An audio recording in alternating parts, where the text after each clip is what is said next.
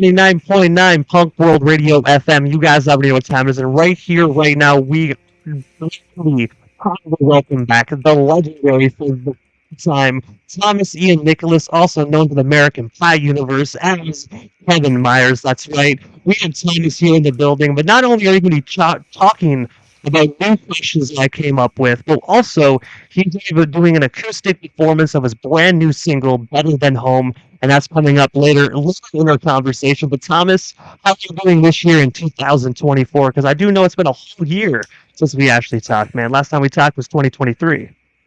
Right, yeah. So we didn't get three interviews in the same year. So we've waited a whole year for this third return. But yes, the year has been good so far. Basically just a lot of planning for the upcoming tours that I have, which there's a lot of big stuff in the works. The first thing I can't talk about yet until it happens, because it's a surprise, the very first tour. But then I've got my Germany tour, a UK tour with Don't Panic, and then, of course, I'm going on the road with Punk Rock Factory in the States, and then I'm playing and opening up for Goldfinger in Austria and Germany. 2024 is the year of the Thomas Nicholas Band, man, because you are everywhere. And I got super excited because I totally misread the flyer. Thought you were coming to Montreal. I was like, hell yeah, let's go. Let's go buy some tickets. And then when I actually spoke to you about it, I was like, oh, damn, I didn't read the fine print. Yeah, there's always the fine print. Like, I've been noticing that a lot of bands have been doing that with tours now, where they'll list like every band that's going to be on the tour, but then there's like a little, what do you call it? Like the key, like the map key, that tells you like 500 miles is the equivalent of one finger length. So then you sort of see, but I think, what was it? What is it? Early November is on a tour, and they each had like distinct logos. Like Early November had like a maple leaf, and one of the other bands had like a skull. So I think a triangle, square, and a circle for Sucker Punch, myself, and the Adam and the Metal Hawks is maybe not as distinct enough as actual symbols. Honestly, Thomas, I do know this is a third interview, and surprisingly I have cooked up some other questions that I have not asked you. All my other questions are always written in notebooks, so I do know what I've asked you previously. So I do know the American Pie questions, and Kid in King Arthur's Court. I do know people are just watching this interview now. If you want to learn more about those, we're not going to get back into that stuff. You got to go watch the previous two interviews. But I want to kick things off, man, with 2005, where you actually portrayed Jeremiah Tate in Grey's Anatomy in the episode Denied, Denied. I was wondering if you could actually tell us a bit more about that opportunity. And, of course, what was it like just working on that hit ABC show, man? Because it's still going today, like I think 19 seasons later. Yeah, it's crazy. What a successful run that they are still having. I have to give a shout out to my lead guitarist, who I just did a tour with in the UK. His name's Billy Taylor. He used to be in a band called Inglorious. And when we were touring in the UK recently, so he's coming on the Germany acoustic tour with me, and he'll be playing lead guitar on the tour with Don't Panic.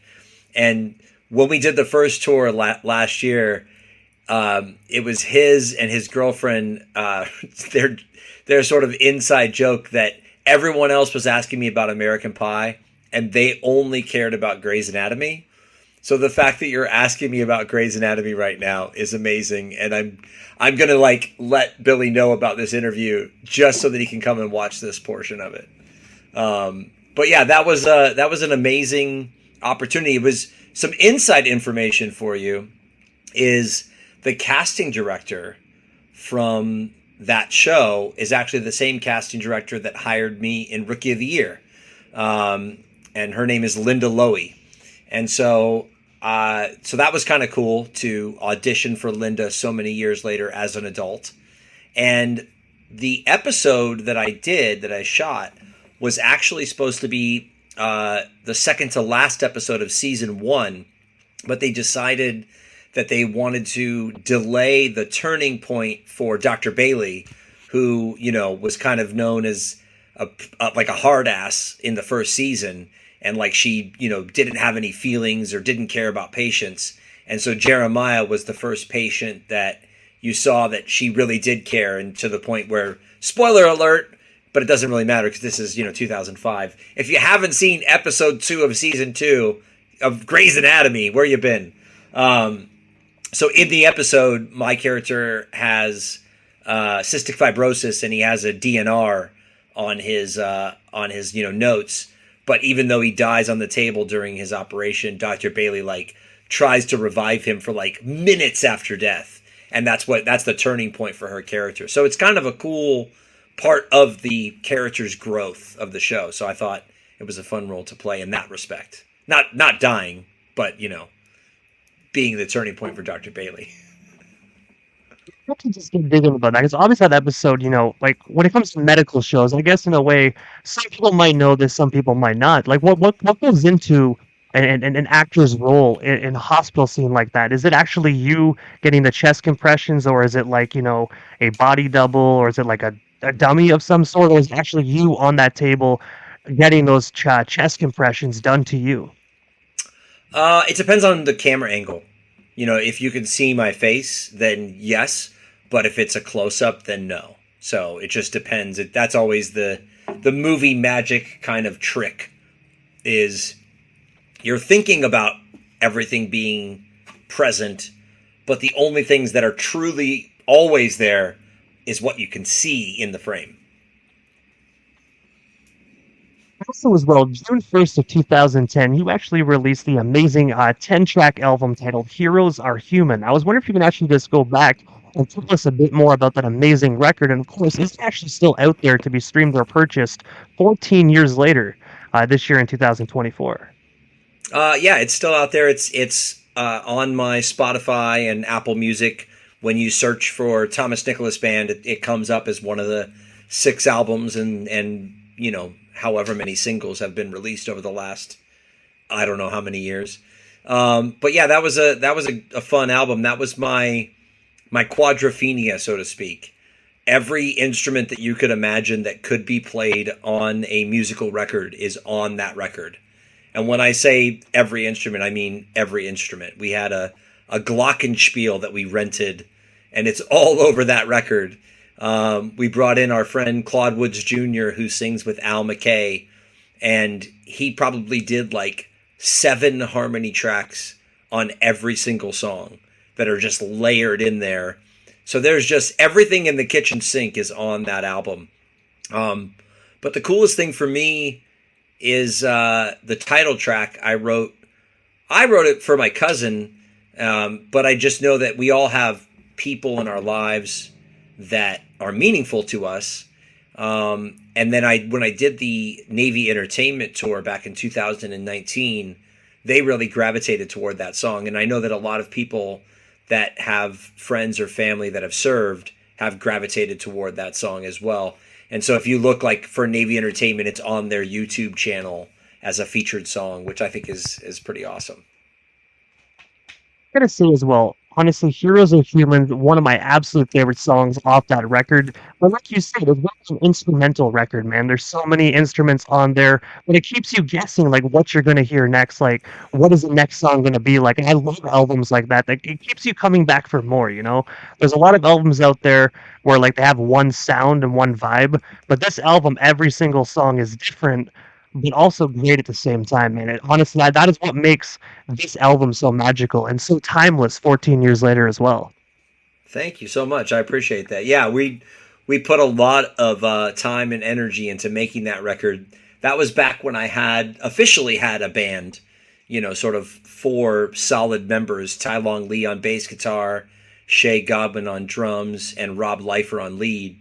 Of course, now Rob Lifer, who at the time was playing lead guitar for American Idol. He was in the house band, and he quit that job to be in my band. And now he quit music, and he's like a court stenographer. So he says that he doesn't shred on guitar anymore. He shreds on the stenographer. Which is just... I didn't blame him as well. I would have quit my job as well to join your band if I had the opportunity, so... Well, I just think it's sad that he quit music. I mean, we once played the Viper Room as that, group of guys, and randomly Slash was there. And I remember Slash came up to Rob and complimented his guitar tone after like our set, and Rob could have died and gone to heaven that night. He would have been absolutely fine with that. Like that was like his end all be all. So to now go, wait, I had a guitar player who got complimented by Slash who doesn't play music anymore? Like what the frick?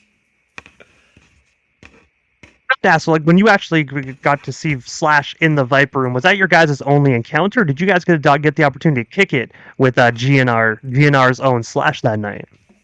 I mean, I don't know what it says about me. He didn't talk to me at all because I didn't have apparently a guitar tone worth chatting about. I didn't even know he was there until Rob told us. So I did not meet Slash, unfortunately. Well, one day it definitely will happen because I got to say, you definitely have the guitar tone now. I mean, all these records show it. So, Slash, if you're watching, show Thomas Nicholas some love. You know what I mean? He deserves that conversation now. Fair. Thank you. But also on Discogs as well, I do know that you have had a lot of members of bands that you've actually had the opportunity to play with throughout the years. But you also had the opportunity to play with Matthew Kennedy, that was once actually a member of the Thomas Nicholas Band. I was wondering if you can actually just tell us a bit more about how you actually met Matthew Kennedy, and of course, what was it like just working alongside him during his time in this amazing band? Yeah, well, technically, Matt is still kind of in and out of the band. He sort of plays with me when he's available. For a number of years, he was committed to the Dangerous Summer, and so he was mainly unavailable. But I would still kind of have him come and do tours with me in between his tours with the Dangerous Summer. He used to also be in a band called The Graduate, which is when I met him. That was back in 2008. The Graduate was main support for Secondhand Serenade. And I jumped on a show in Chicago at the Metro and became the soft opener. I mean, there was Play Radio Play, My American Heart, and the opening act was a band called Rookie of the Year. And that's how I ended up at that show, because we became friends on MySpace, me and Rookie of the Year. I think my mom said, check this out, there's a band named Rookie of the Year. And I messaged them on MySpace back in '08, and I said, hey, what's up? I'm the real Rookie of the Year. And then we became friends. And so I had a beer with Matt at that show. And it was probably about 4 years later that Matt came to be a TM for me on my American Reunion tour. We did like 30 college shows across the country in the Gibson tour buses with, promoting American Reunion, my song that was on the soundtrack. And then after that, he joined the band. And of course, the Dangerous Summer scooped him up when we were touring in the UK and stole him from me. But, like I said, he's actually going to be doing the Punk Rock Factory tour with me, or at least the 5 shows that I'm on. Also, as well, jumping back into the movie section here for a moment, I recently read an article that Sean William Scott stated during an interview that he is actually open to revisiting his character, Steven Stifler, and taking on another role as the Stiffmeister, as they call him. I was wondering, what is your take on that? And if you were approached, would you actually do a 5th installment of the American Pie franchise? I mean, I think I'm totally game to revisit the character of Kevin. I'm very grateful for the success of those films and the opportunities that it's created because of that success. I'd love to hang out with all my friends again. We're obviously all busy in our own careers. I've got Underdeveloped. That, let me see if I can aim right here. Let's see. Which hand is? Look at that! There Got it is. Right there. Yeah. Underdeveloped is on Tubi in Canada. And it should also be available on Amazon Prime. So yeah, anyway, we're all busy. We've got other things going on. We have our families. So it'd be fun to get together with my friends and have one last quote unquote hurrah or reunion of sorts. See, I will admit, I am now on the type of a movie buff that does not like remakes or like so many installments. But when it comes to American Pie, you get Sean William Scott, you get Thomas Nicholas, you get Jason Biggs, you get like all the characters in the room again, and I don't even care. It could be 10 movies, and I'm just like, let's go. Like let's call the movie theater. Like, when is it coming out? Let's go. Let's buy some tickets. I don't care how many installments. The movies are phenomenal. I will admit, in my opinion, the ones without like the original cast, they're good, but you have to go into those movies and not picture them as an American Pie movie. Kind of be like, okay, it's kind of like a National Lampoons. You know what I mean? You got to go into it kind of like that. Yeah, I haven't seen any of the offshoots, which I think, if I'm not mistaken, there are there now more offshoots than there are original? I think there are. I think there There's a are. Book I of think there's Love. five: Book of Love, Naked Mile, uh, Band Camp, Girls Rules. I think so. There's four and four. I think there's eight altogether, but there's about to be a ninth one, I believe. They're rebooting American Pie, Oh, and somebody is writing that like a young. They have a young writer, but that's again for the Universal Home Video department. At least that was the last announcement that was officially made. I haven't heard any sort of progress on that particular project, but I don't really pay attention to the non OG cast spin-offs. yeah. That's why you could just tell I'm just like, oh, like come on, like hopefully they do give you guys a call and bring you guys back though. Even for an appearance, that would make it good. But unfortunately, with reboots, I think they just remade Roadhouse as well with Jake Gyllenhaal. I love Jake Gyllenhaal, but in my opinion, he can't really match Patrick Swayze. In my honest opinion. You know, it's kind of its own movie. It just happens to have the same name. I mean, it's it. I just saw the preview for it, and I think Jake is an amazing actor.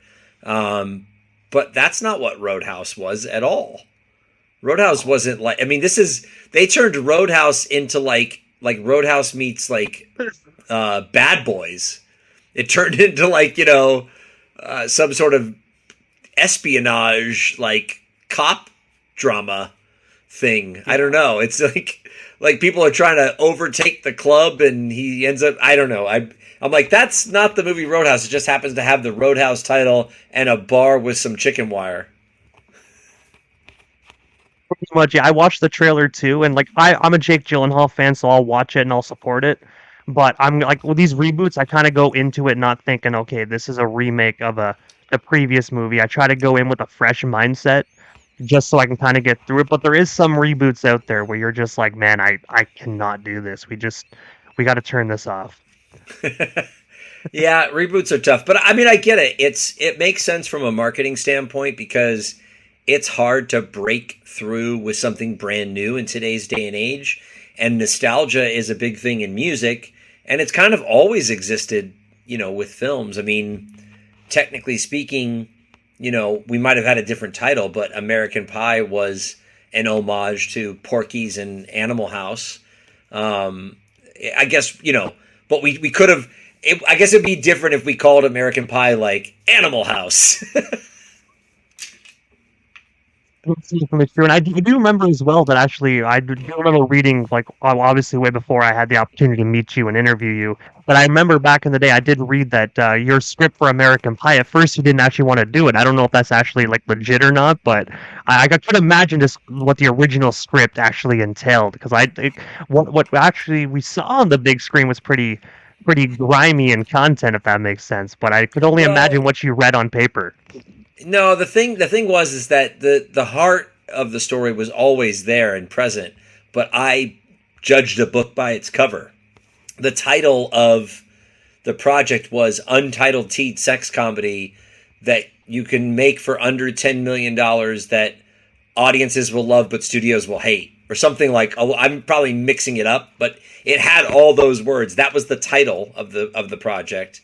The opening scene still involved a similar esque moment, but it wasn't Jim. It was Kevin and Vicky, and Vicky was instructing Kevin on how to use his fingers. And that was as far as I read. And I threw the script in the trash and I called my agent. And I said, "Why are you sending me porn?"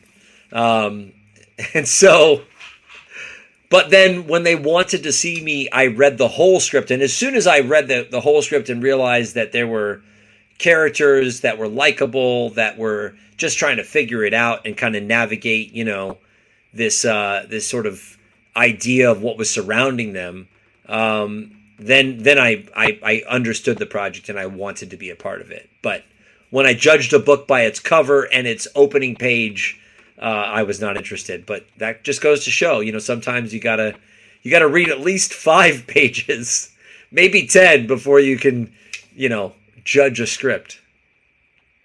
I don't blame you as well, though. I mean, like, first page, you read that, and that's your character they want you to play. I mean, especially Right. being very young at the time, because I'm not mistaken, you were probably like 18 or 19, like around that very young age. So that was probably relevant. It's something you've never done on screen, so you're probably like, goodbye. Like, I'm not doing that. I was technically 17, not quite 18 yet. I barely had just turned 18 right before we started filming the first American Pie movie. And Eddie K. Thomas is only just a little bit younger than me. We're like sort of the two youngest ones. But he didn't turn 18 till after, which is why you don't see Finch and Stifler's mom on screen, because it was technically illegal. Makes sense. But I do know on the other movies, you technically see them on screen, so and it definitely makes sense. Lynch found the loophole, let's just say that. But jumping ahead to 2020, you actually had the opportunity to star alongside the legendary Mickey Rourke in the movie Adverse. I was wondering if you can actually just tell us a bit more about what it was like actually being able to, portray Ethan, and of course, just being able to work alongside Mickey Rourke. Yeah, that was still to date one of my favorite jobs of my career. And I'm not saying that just because I was one of the bosses and produced it with my business partners, Brian Metcalf and Kelly Arjun, but just the character that Brian created for me to portray the role of Ethan, something so vastly different from my personality. And I really got to dive all the way in. I mean, changing my look, changing my voice, changing my walk, and just really becoming another character. And that's always been my goal as an actor, is to be a character lead and to really lose myself so far into a role that I become unrecognizable to myself, and to the point where people meet me, and if I talk about the film, they go and see it and they go, "Wow, it's a really dark movie and you're so different." And I love hearing that. Also, well, you can never go wrong with Mickey Rourke. Such a talented individual. Had the opportunity to work with so many legendary individuals. I mean, I don't think there's a role that Mickey Rourke can't do, in my honest opinion. Such a legend at his craft. Yeah, my favorite moment with him is, you know, and albeit he is has a right to be with as talented as he is, just focused on what he's bringing to the table. And that's kind of how it was the first day that he came onto set. Was there was not even an introduction, there was no pleasantries exchanged. It was sort of my first moment meeting him was doing my first scene with him, which was in the belly of where we shot at the Viper Room. And I remember the scene sort of ended, but we were still going. Mickey's throwing like dramatic, advert or ad libs at me. I'm reacting, staying in character. We're keeping it going until finally the scene kind of like, dwindles down. Brian yells cut. And then I remember Mickey like kind of cocks his head back at me and he goes, "Hey, I'm Mickey." And I was like, "Oh shit. I'm pretty sure that I just passed the Mickey Rourke litmus test."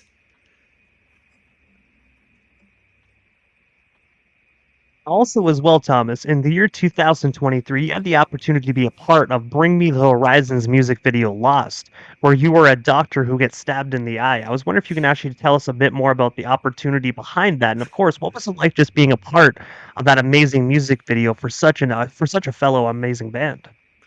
It's pretty cool actually because there's so many stories to tell about this. Number one, so my friend Romesh Dodinganda, who's a producer and engineer that lives in Cardiff, Wales, he's actually coming into town for NAMM into LA. So I'm going to see him tomorrow. I think he's actually in town right now. So he produced a Bring Me the Horizon album, and they were at a studio. I kid you not, like a 5-minute walk from my house. And I, of course, didn't make it there to meet the band until like they were kind of winding up the record, and I finally went and had lunch with Ramesh. So this is maybe like 5-7 years ago. So then I get this call from my friend who was casting the music video. Said, "Hey, do you want to be in this Bring Me the Horizon video?" I was like, "Yeah, I finally want to meet Ollie Sykes. I've only like been circling around him for years." So when I got to set, Ollie was like, "Hey, I just want you to know, American Pie is one of his favorite movies of all time, him and the band." So I was like, "Oh, that's awesome." So we just had a blast. We've stayed in touch since then, and it's been pretty cool just getting to be a part of that video. And I love the throwback sound of that song. I've played it actually at a few emo nights, just for fun because it fits in so well with that same kind of vibe. Kind of like Tomorrow's Gonna Hurt, even though it's a brand new song, you could still play it during that nostalgia-driven emo night. As well, Tomorrow's Gonna Hurt, that song. I know we spoke about it previously in our other interviews, but I just gotta say that song, absolutely phenomenal. I gotta say, New Year's Eve, when I partied and I woke up on New Year's Day, I absolutely could relate to that song because I knew I had that song playing in my head. I'm like, Tomorrow's Gonna Hurt, and my God, it did, Thomas. It freaking hurt. So I gotta say, definitely a phenomenal song. I know the younger generation won't understand it, but when you get about 30s and the 40s, you're gonna realize tomorrow is gonna hurt. Sometimes you just gotta go home. Yep, it's true. It's true. Well, the song also, metaphorically isn't just about that.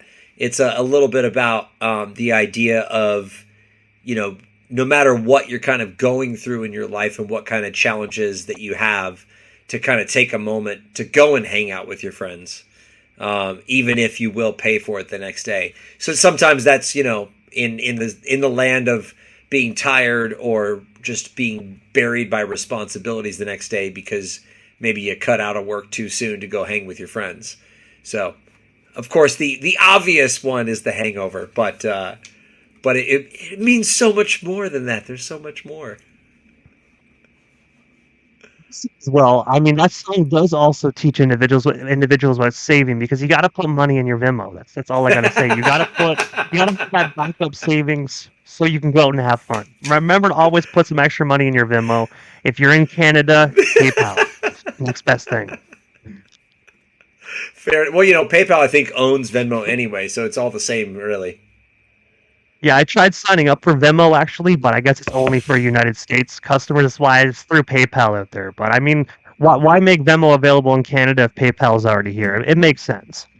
I mean, we have both, but PayPal didn't sing as well as Venmo. But also we have a fan question here from VNB Experience. He or she wants to know, my favorite song by you is Stifler's Mom. What was it like putting your own spin on a Fountains of Wayne song? Also, any chance will it be in your acoustic set tonight for the radio station?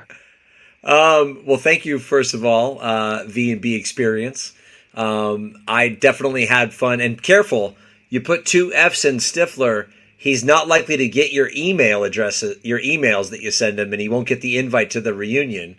Sorry, that's just an inside joke to to Kevin's made up excuse as to why they didn't invite Stifler to the bar to meet up with them for the reunion.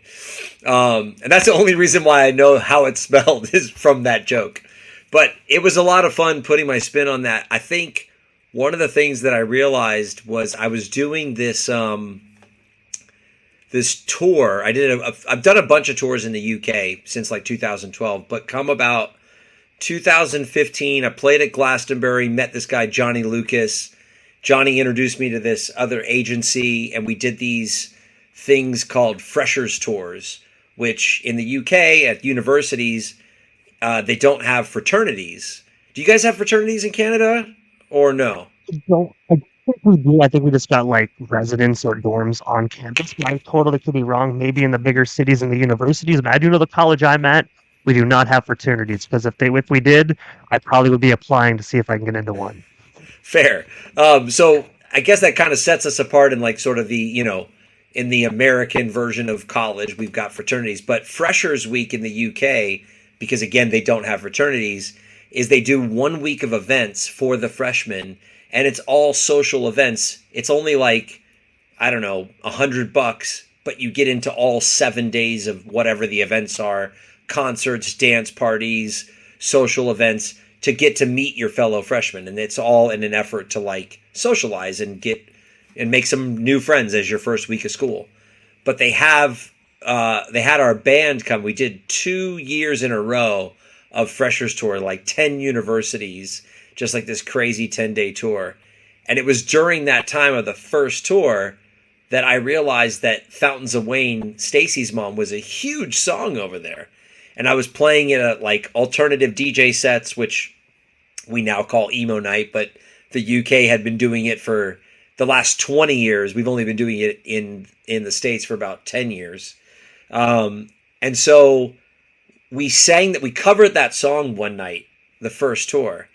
And while we were covering it, I thought, we're doing all these songs that are from the American Pie soundtrack, and obviously people know him in the movie.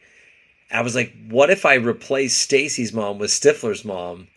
And then Matt just looked at me because Matt was playing on that tour, and he's like, well, the chorus doesn't really make sense then. So those are the only two things that we changed, was just like the Stifler, and then we had to like work the chorus around to make it make sense. Otherwise, because he sings in Fountains of Wayne, it's like, Stacy, can't you see you're just not the one for me? And I couldn't sing like, Stifler, can't you see you're just not the one for me? Because then the song just kind of takes on a whole new meaning, and it's not really like Stifler's Mom. It's more like a song about Kevin's love for Stifler, and that's just a different kind of song. And also, if I could have worked it around that way, that would have been a fun take. Anyway, it won't necessarily be in my acoustic set tonight because I think I'm only doing the one song, and especially since the sound quality is, not the greatest because I'm in LA, you guys are, DJ Immortals over there in Canada. We're streaming like it's COVID, and it's not COVID anymore, and the sound quality is not the best. So I don't think you're going to want to hear more than one song, or maybe not even the whole song, depending on if the sound works or not. I'm going to say as well, one day we will have Thomas Ian Nicholas, the Thomas Nicholas Band in Canada, and will get that performance. So no worries, VMB experience. Stifler's Mom will be played in Canada at some point, but unfortunately it is not tonight. But speaking of the acoustic performance, tonight you'll be performing your song that was released January 12th of 2024, Better Than Home.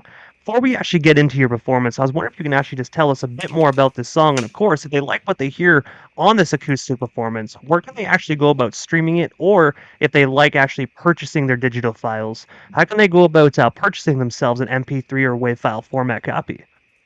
Pretty much anywhere that you listen to your music online or buy your music online, you can find my tunes if you search Thomas Nicholas Band. Through my distributor, I've seen the list. It's like there must be 120 outlets. Obviously, the top ones, Spotify, Apple Music. I see like in the top 5, like Deezer, Amazon Music, all those ones. Anywhere you listen to it, you can find Thomas Nicholas Band. as far as the song itself, it's of course the third single of my forthcoming album. The whole album is coming out on May 17th, so a bunch of little sneak peeks and singles leading up to that. When I was in the studio with Taylor Carroll, who's of course the drummer of Lit, who just tried to FaceTime me during this interview, actually. He's out on the road with Bowling for Soup and Lit and Dolly Rots right now, somewhere where it's warmer, I'm sure. Lucky. Exactly. So we were in the studio, and Zach Burnett from American Authors happened to just pop into the studio to say hi to Taylor. Taylor and Zach have been friends for years, and Taylor was like, "Oh, you got to check out this this chorus that we're working on." So he sat down and he just sang him just the chorus. He was just like, "I can hear the punk rock band still playing, sitting on the curb with my friends. The parking lot was better than the show." And before I knew it, we were like, Zach's like, "Oh yeah, that's cool." And then Taylor kept jamming, and then Zach started singing a melody that became the verse melody. And 3 minutes later, I'm jotting down lyrics. And then before I know it, 10 minutes later, Zach's in the booth, cutting a scratch vocal. And we just randomly fell into a co-write with Zach from American Authors. It was pretty damn awesome. Yeah, that's not the kind of stuff that happens every day. I've never accidentally written a song with someone that I just met. It's the chemistry that you two actually had, man. Some people become friends right off the bat and have that creative chemistry, man. That's a good thing about music and how music truly brings people together. Yeah, it's an amazing thing, and probably one of my favorite moments of that writing session was we were jotting down things, and I threw out an idea that was maybe a little personal for me, and I tried to retract it. And Zach was like, "Oh, what? No, that's a good line. Why don't you want to say that?" I said, "Well, it just feels like a little too close to home." And he's like, "Then it has to be in there." And I just know, he was just like, "Yeah, man." He's like, "It's always emotion over lyrics. If the lyric itself brings about emotion from you, then you're required to share that." And I don't know. I've never really gone that far, and it's not even so much that I'm saying anything that I'm regretting saying. It's just something very deeply personal to me that I haven't shared in my art before, and Zach was like, "Yeah, man, go for it," and he supported that. So the song kind of has I have a special connection to the song and that moment in writing with Zach and Taylor. We actually get into the performance. When you said these lyrics are very special to you, I do know this song is very fresh out, but I believe, if I'm not mistaken, you have played this song at a few shows. And of course, the song has been out for almost close to a month. Have you ever had any individuals reach out and be like, "Hey, these lyrics I can really relate to," kind of show you love with the song and kind of show you that, my sentimental words that I put in this song are actually helping other individuals cope with their issues and problems in their life as well? I haven't I haven't had that with this particular song as of yet. Not to say that it won't, and it certainly, I think music is can be a very healing thing. For me personally, I think because of my connection to the song, the first show that I played it at, Matt came and jammed with me. We played the last show of 2023, and we sort of played the song there before it was out. It was December 16th, about a month before it came out. And then the next day, we went to Santa Cruz, where I used to live, which is one of my hometowns. And we shot a music video there. So that music video, I think, will be coming out in April. We're just sort of gearing up for... Usually, people release a music video at the same time as the song. But I've been so busy working on the record that I'm a little behind the clock on the music videos, but it's all right. They're going to start coming out on March 5th, and I've got 2 music videos already done, and then, or maybe actually, I don't know. I'm like I said, I'm doing all the work myself. It takes time to edit things together. But yeah, we shot this one in my hometown of Capitola, in the parking lot of the Catalyst, which was this music venue, or is this music venue that I had always wanted to play at. And last year I got to jam with Bowling for Soup when they were on tour with Less Than Jake at that venue. So pretty damn cool stuff. The last interview we actually spoke about your music videos, how you had a hangover themed music video for Tomorrow's Gonna Hurt. Is that actually one of the music videos that is already in the books that is actually set to come out? Because I will admit, I've been super excited just to see your guys' Wolfpack spin in that song. So we ran into a huge hiccup with getting that music video done. I did finally finish it, just not the way I wanted to finish it. Everyone is worried that I'm going to get in trouble. I don't think I'm going to get in trouble because IP law states that if you change 20% of something, it becomes yours. So I'm pretty sure that once I deep fake my face onto Ed Helm's face, that footage is mine to use because I've changed more than 20% of it. You know, if you really need to, just do the upper half, like change the T-shirt or something. Make a shirt white with a Thomas Nicholas band logo, and there you go. Well, it's Give yourself a little more than 20%. The deep. Well, yeah, I changed some other things. The deep fake stuff doesn't go that far; it just changes faces. But that was the workaround, and I don't need to get into the nitty gritty as to why we weren't able to film at the locations that we wanted to. But while I was waiting to get approval, I kind of was like secretly working on this deep fake technology. So I ended up putting my face over Ed Helms. I put Taylor's face over Zach Galifianakis. I put Jarrett's face over the actor that plays Doug. And I put Ace Enders from the early November over Bradley Cooper's face. And so yeah, that one I'm thinking we're gonna drop that one on March 5th. And so, we'll see. We'll see if I'm right or wrong. We'll see if I get sued by whatever movie studio made The Hangover. Hopefully not, but just in case, for the first couple of weeks, have your finger close that delete button. And they could be like, what music video? I don't know what you're talking about. Y'all were drunk over it. It's all right. It's fine. At least everyone, I'll just basically be like, look, you got to go watch this right away when it comes out because I don't know how long it's going to stay up.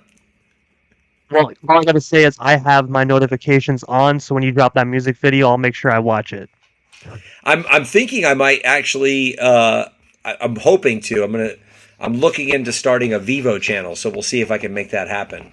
So I'll obviously still keep my YouTube one, but I've always wanted to have because I felt like the Vivo YouTube channel makes you look like super legit, like I'm a real musician. It's kind of like the like Instagram verified, like not like the $20 purchase one, but actually like you submit your documents and you have that verified check mark. It's to show people that Vivo ain't nothing to mess with. It shows that you're actually like legit and you have that like YouTube check mark in a way. Yeah, that's what I'm. There's little things like that I don't know why we place such precedence on, but we do, and so I'm hoping that I get to have that YouTube Vivo checkmark. It's the world of social media, Thomas. It's going to get worse before it gets better, but I will give you the floor. That way you can do what you do best, and that's actually perform some music. Yeah, man. Hopefully this sounds good. We were late to the show for our technical sort of figuring out what we were doing and how we're going to make this work. But anyway, this is my first ever acoustic performance of Better Than Home.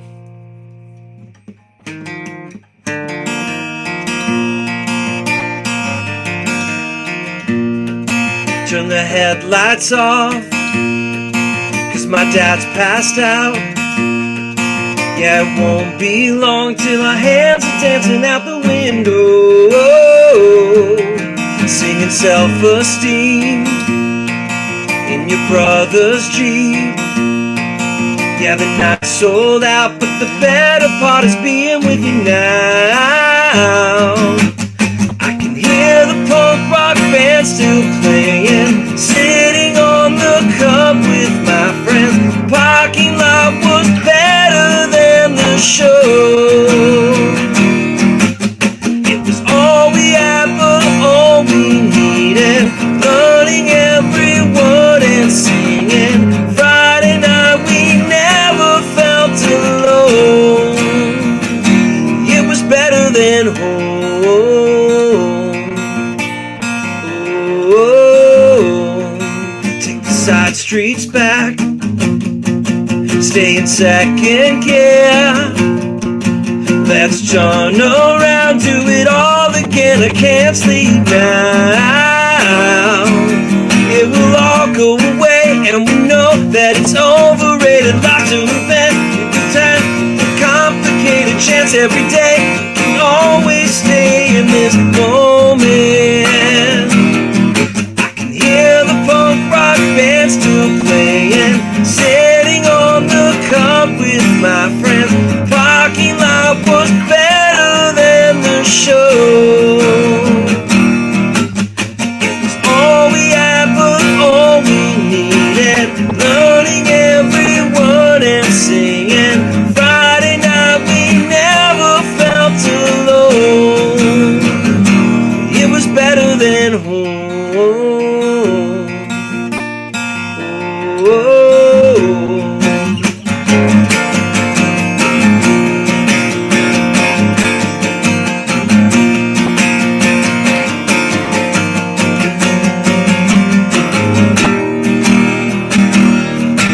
We're the last ones left. Can we stay right here? I can hear the punk rock band still playing, sitting on the cup with my friends. The parking lot was better than the show. It was all we had, but all we needed. Learning every word and singing. Friday night we never felt alone. Yeah, Friday night we never felt alone. It was better than home. Oh, it was better than home. Oh, yeah, this parking lot, it's so different now. But I'll never lose the memories that were better than home.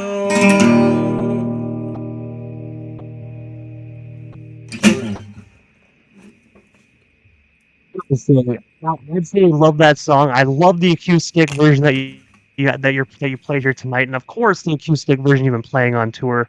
And I do know the actual song that is released has electric guitar and everything, but both versions absolutely phenomenal. I've been vibing to it on my own personal time. The song has also been playing on the radio station Airwaves. Such a stellar song, Thomas. Oh, thank you so much. Yeah, man, it's a fun one, and yeah. I was trying to think. Yeah, I had some sort of like thought to share, but of course I was busy performing. But hopefully it sounded okay, and all of our tech, problem solving was well worth it. It definitely sounded good on my end, Thomas. Again, honestly, I gotta say, I'm a little starstruck, even though I interviewed you 3 times. This is the third time. Just being able to have the legend himself not only come on my radio station 3 times, but also perform his music is such a tremendous honor, man. So definitely thank you for that phenomenal performance. Oh, well, thank you. Well, it's funny. I'm going to admit something to you now. So when I hit you up on Messenger, and I was like, hey, I'll come on to the show. We could do I'll play the third single. Then I saw you're like, oh, great great to have you play it live, and I was like, that's not what I meant, but all right, it's out there now. Let's go.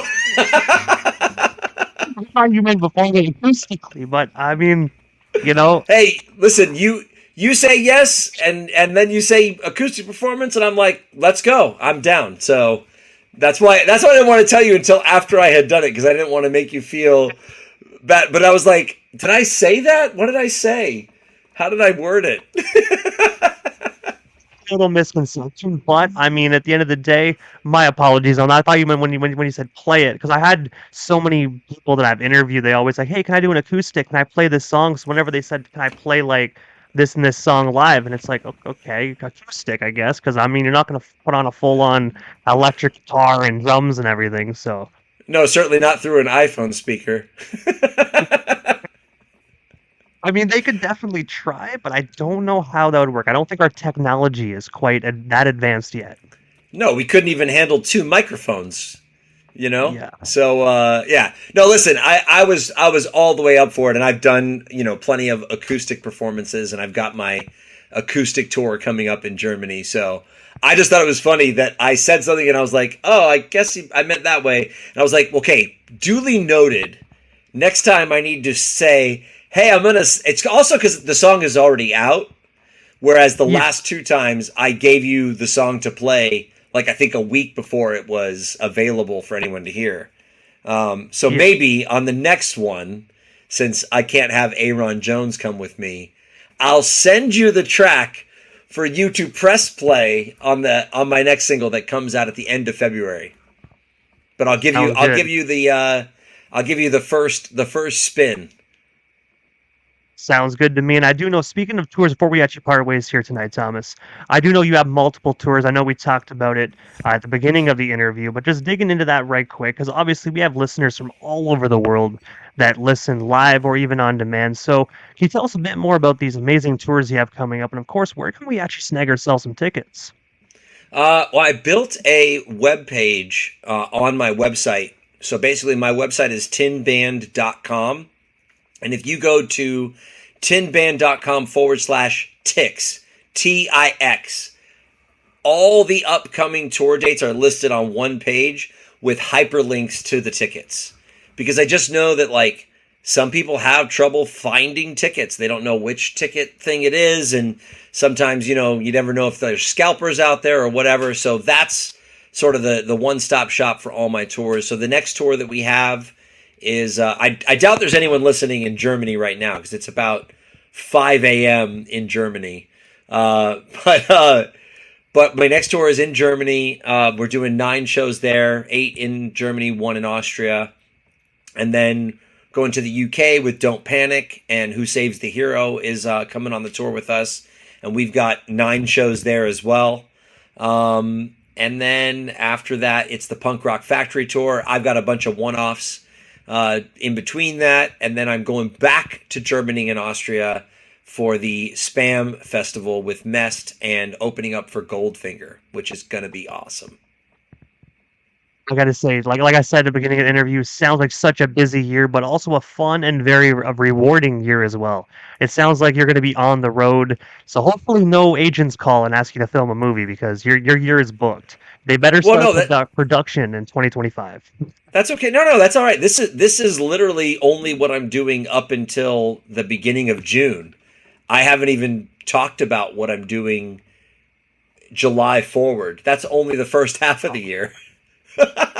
So yes, That's it's even going to more be a busy busy. year. Yeah, it's going to be a busy year. I know that I'm going to do like a big, what I have booked for the year announcement next week when I do the thing that I can't talk about yet until I'm there because I'm the surprise.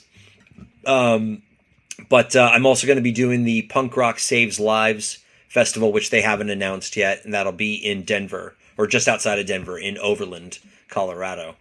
So I'm pretty stoked about that because I love the work that they do with that organization, and I know that Jarrett Reddick's a big supporter of Punk Rock Saves Lives, and they're always at all the Bowling for Soup shows. And I'm trying to get them to go on with Punk Rock Factory so they can go into and continue to do more good everywhere. So Thomas, before we actually part ways, I gotta say, because I do know obviously we talked about your social media handles. If you don't know how to follow Thomas Nicholas by now, you know what I mean? You gotta just Google him. The man is everywhere. I do know we talked about like obviously the tours, this amazing brand new song, and we got to hear it here tonight. I just gotta say first and foremost, before we part ways here, thank you so much again for coming on my radio station, not once, not twice, but 3 times, performing a phenomenal song. Like I told you many times, I've been a huge fan of your career from your Disney side of things, Rookie of the Year, obviously, Kid in King Arthur's Court, right up into American Pie that I still watch today like it came out yesterday. Thank you, man, so much for years of phenomenal movies, man, because you definitely made a positive impact on so many individuals, including myself, man. So if you keep making them movies, we are definitely going to keep watching them. Same goes with your music as well. You keep making it, we here at Punk World Radio FM are going to keep spinning it. Well, dude, thank you so much for having me on again. Honored to play a live rendition for you. And like I said, I'm going to give you the first spin of the new song with Aaron Jones featured on it, as well as Cat Leon from Holy Wars is featured on the song too. So that doesn't come out till the end of February, but you will have it early at Punk World Radio. So thank you so much for having me on, man. I appreciate you. Man, you're most certainly welcome. And once you send it, I'll definitely get it spinning when it comes into February. Thank you so much again, Thomas. Have yourself a phenomenal night and, of course, a phenomenal weekend as well.